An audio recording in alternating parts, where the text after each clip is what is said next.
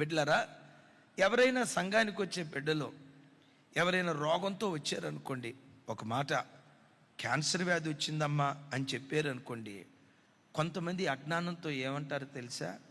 ఏ పాపం చేసిందో ఈ రోగం వచ్చింది. ఎప్పుడు పొర్రపాటున ఎదుటి వ్యక్తి అనుభవిస్తున్న శ్రమను బట్టి మనం జడ్జి చేయకూడదు. ఎంత ప్రార్థన చేసినా ఎవరైనా పేదరికంలో ఉన్నారనుకోండి, వాళ్ళు ఎందుకు పేదరికంలో ఉన్నారండి? వాళ్ళంత భక్తి కలిగిన వాళ్ళు కాదండి. వాళ్ళ ఇంట్లో ప్రార్థన లేదండి. ఆ ప్రార్థన లేకపోవటాన్ని బట్టి వాళ్ళు ఎదగలేకపోతున్నారండి. వాళ్ళ భక్తి దేవుడు మెచ్చలేదండి, అందుకని వాళ్ళ ఇంట్లో ఎప్పుడు రోగాలండి, ఎప్పుడు పేదరికం అండి అని ఎదుటివాడు అనుభవిస్తున్న పేదరికాన్ని బట్టి భక్తి అంచనా వేయకూడదు. ఎవరైనా మీ దగ్గరకు వచ్చి అయ్యో పలానా ఆయన చచ్చిపోయాడండి అని అంటంతో కొంతమంది ఏమంటారు తెలుసా? ఆడు ఎందుకు చచ్చిపోయాడో తెలుసన్నా, ఆడు ఎంత దుర్మార్గుడంటే తొందరపడి పుసుక్కుని ఒక మాట అంటారు. బిడ్డలారా, శ్రమను అనుభవించేది పాపాత్ముడే అయితే నేనంట యోబుకి ఎందుకు శ్రమలు వచ్చాయి?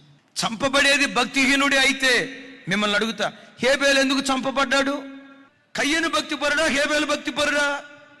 హేబేలు కదా భక్తిపరుడు. మరి భక్తిపరుడేమో చచ్చిపోయాడు, భక్తిలోనేమో బ్రతికున్నాడు. ఎప్పుడు భౌతిక సంబంధమైన పరిస్థితులను బట్టి ఒక వ్యక్తి భక్తిని పొరపాటున అంచనా వేయొద్దు. వీళ్ళు పేదోళ్ళుగా ఉన్నారంటే వీళ్ళు భక్తిహీనులండి, వీళ్ళకు రోగం వచ్చిందంటే వీళ్ళు భక్తిహీనులండి, ఏ పాపం చేయటాన్ని బట్టి వీళ్ళకి కష్టం వచ్చిందో. ఎప్పుడు తొందరపడి వ్యక్తులకు మనం తీర్పు తీర్చకూడదు. వాడు ఎంత దుర్మార్గుడో తెలుసండి, అందుకనే వాడికి యాక్సిడెంట్ అయింది. వాడు ఎంత దుర్మార్గుడండి, అందుకనే వాడు అప్పులు పాలైపోయాడు. వాడు ఎంత దుర్మార్గుడండి, అందుకనే వాడికి పిల్లలు పుట్టలేదు. వాడు ఎంత దుర్మార్గుడండి, వాడికి ఎందుకంత అప్పులు ఉన్నాయి అనుకున్నారు, వాడు దుర్మార్గుడండి. ఎప్పుడు పొరపాటున నీ కళ్ళకు కనబడిన దాన్ని బట్టి పొరపాటున తీర్పు తీర్చుకో. అందుకని ఎప్పుడు తొందరపడి ఎవ్వరికీ మనం తీర్పు తీర్చొద్దు.